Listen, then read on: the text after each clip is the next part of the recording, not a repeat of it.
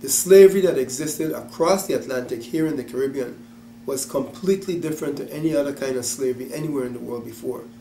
Because at this time, you had an economic system of capitalism starting to come into being. And the African workers were not really viewed as human beings. They were just like animals. They were just used in production, so they were not given the rights of human beings. Most of them, probably all of them, have generated tremendous wealth by their free labor, by and large, for the European countries, whether it was England, France, Holland, Denmark, or wherever. And up until today, none of them have been given any type of recognition or concrete payments for all of the labor that they performed, for all of the atrocities that they experienced. Because during slavery, most of the Africans, they really had very little rights. A planter could come in your house in the night and take your daughter and copulate with her. You saw your family being beaten, raped, and there was very little you could do. When you tried to fight against it, you were killed. And the psychological and physical abuses were constant in terms of to submit someone to do what you wanted, when you wanted, and how you wanted. So I don't think we could put a nice pretty bow on it and say that slavery and the treatment in the Danish West Indies was better than other places. When one reads the eyewitness accounts of slavery in the Danish West Indies, it is almost harrowing, and it can raise your hair when you consider that people must have known that it was wrong to separate mothers from their children, to dismember people, to sever limbs, to prevent escape. I mean, all of those things happen, the lynching and the killing. But there is a consistency of harsh, cruel punishment that comes out of Europe that is also being used in the New World in terms of the kinds of punishment of breaking people on the rack, on the wheel, decapitating individuals, or slow punishment for example, the enslaved Africans in the 1733.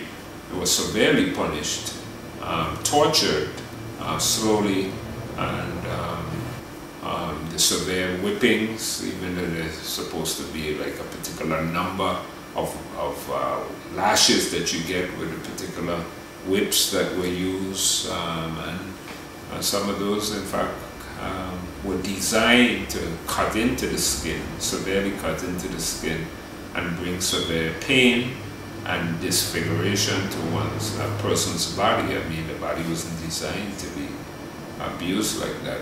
And then, of course, then the after treatment of the pepper and the salt that was put into the wounds, which were another agonizing event. And this is something that has happened throughout the diaspora, and we've never really been compensated for it. There has been no debriefing. There was no therapy that was given to them or their descendants, and many of these things have impacted us today. What happened to me was I started doing genealogical work, and that's how I found out my roots. That's how I found out. So we went from slaves being enslaved at Hogansborg to finding out that we were also related to the owners of Hogansborg.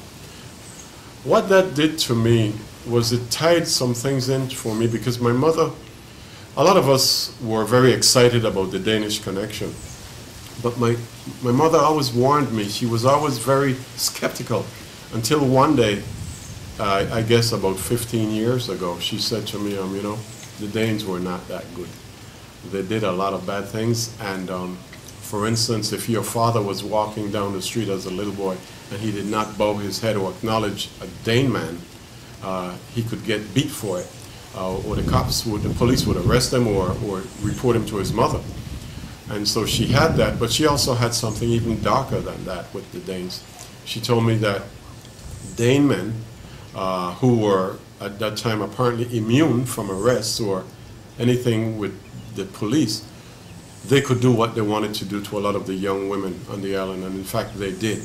And she explained to me that on several occasions she was molested, fondled by Dane men, and there was nothing they could do, because if you wanted to keep the peace and to keep the little job that you had, then you did not go against any Dane man. So I had some negative feelings in me about the Dane people, and combine that with the fact that I had gone through Howard University, which spawned people like Stokely Carmichael and others who were very, very militant. So it was a difficult reconciliation for me, initially. My grandmother, Jane McGee, at that time that was her name, she was chosen by the Danes to go to Denmark to study midwifery. And she went into Copenhagen in 1905, I believe it was, or 06. And she was there, and she studied at an institute called the Laying In Institute in Denmark. And she had to speak Danish, because all the courses were in Danish. At that time, the Danes would bring in 2 people from the West Indies and 2 people from Greenland among the class. And so my grandmother was fortunate. And I sort of weighed both things together, and I said, you know what, instead of holding this animosity, this sense of being injured by the Danes, I decided that that was too heavy, that was too much of a burden for me. And I went to Denmark in 2005. I played all over Denmark, on the mainland of Denmark. And I met a lot of Danish people, and the first thing that struck me about Danes, which was shocking and not important, but it struck me because I'm a musician, was they can all dance a jig, which is some of the music we play in quadrille and kwelba music.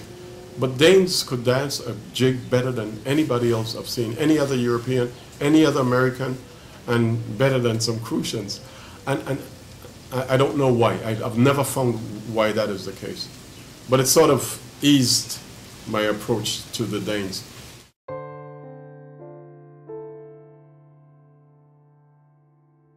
If a society like America that hasn't come to terms with the issues relating to blacks or Africans in their societies, as well as the Native Americans, and the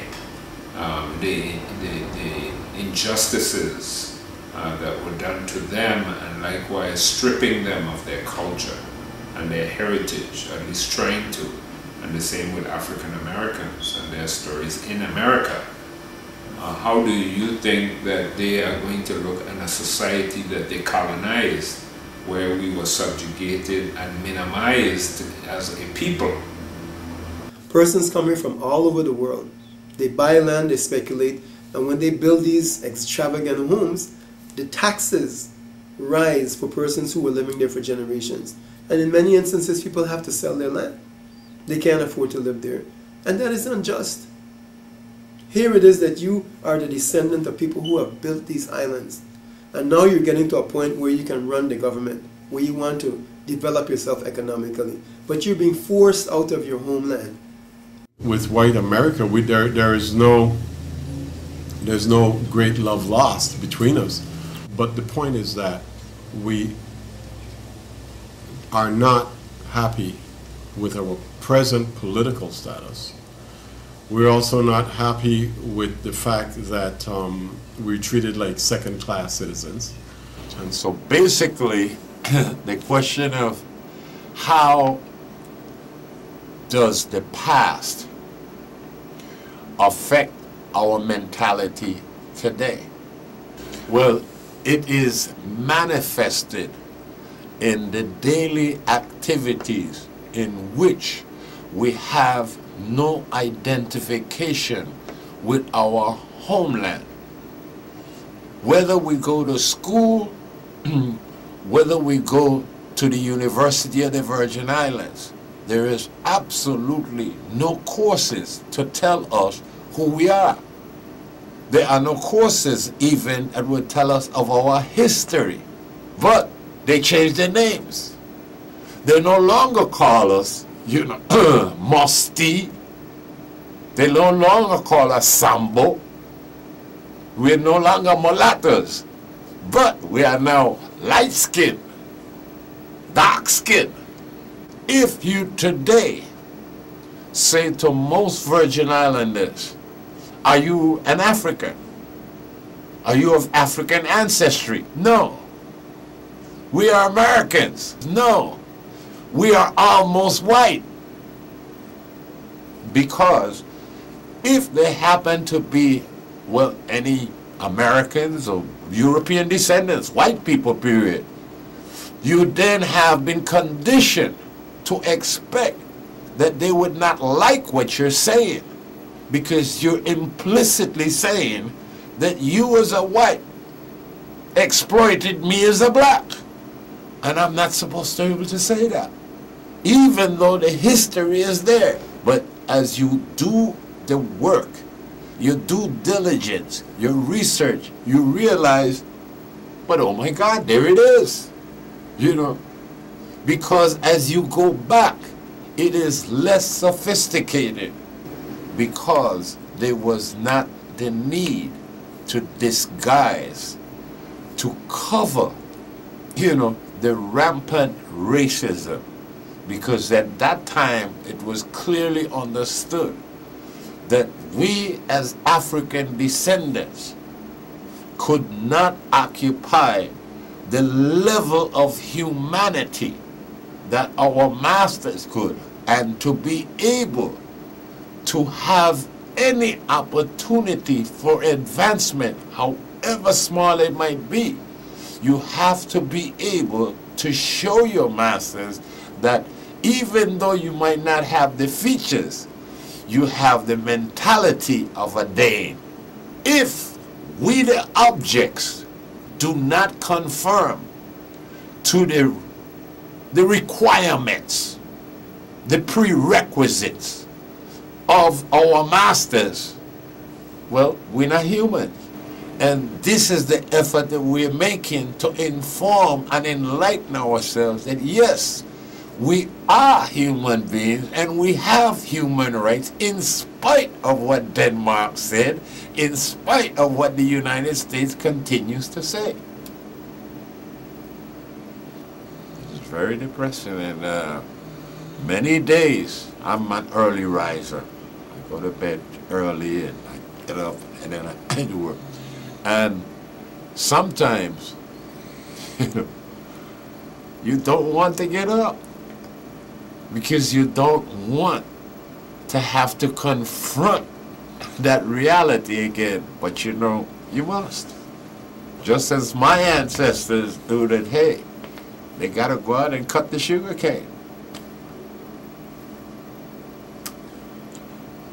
But it's depressing.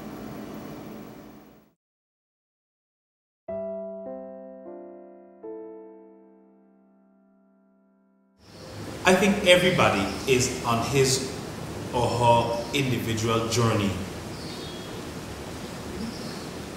in terms of how he or she relates to the world. I also think that people tend to be by nature pessimistic or optimistic, forgiving, or hoarding the past, revengeful, or loving. But if you take all of us collectively, many of us are along this spectrum of healing.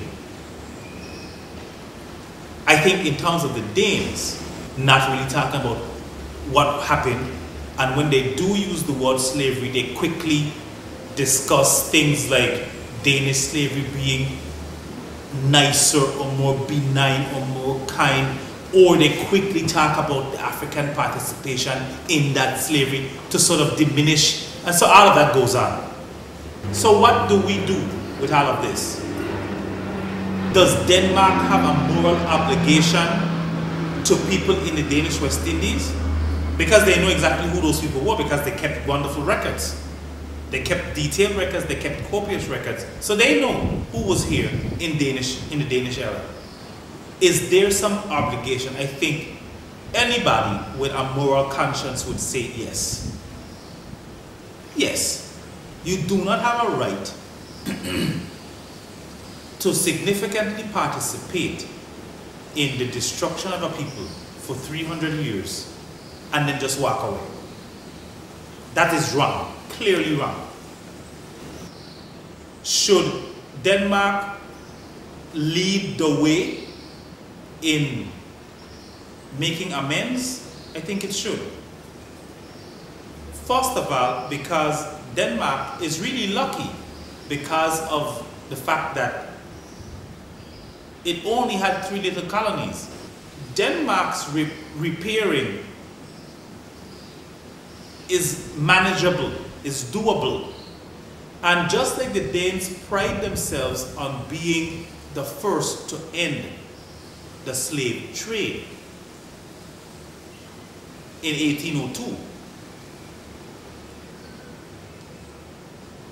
I think that they should be the first to pride themselves on being they should be the first, to start to make concrete attempts to repair that wrong that was committed. The opportunities to offer education, multiculturalism, to have cultural exchanges, and to have artistic exchanges, all of those things should be a part of this effort to make a people whole. And to the extent that Denmark needs to teach its populace of what actually happened, that's all a part of the process. The average Virgin Islander, I would venture to say, has a more warm relationship in his heart for a Dane than an American. Partly because when a Virgin Islander thinks of a Dane, he not only thinks of slavery, he not only thinks of hardship, but he also thinks of his ancestors, his grandparents and great-grandparents, and the warmth that comes with that.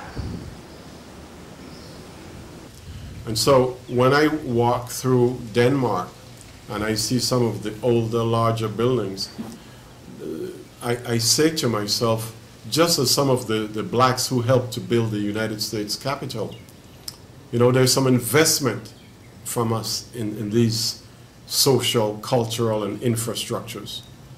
Our blood is in there. And so I would hope that at some point there is at least a gesture that says to me, although you're not a Danish citizen, but it says to me that we know what your people have done for us here in Denmark, and we welcome you on a level higher than we welcome others.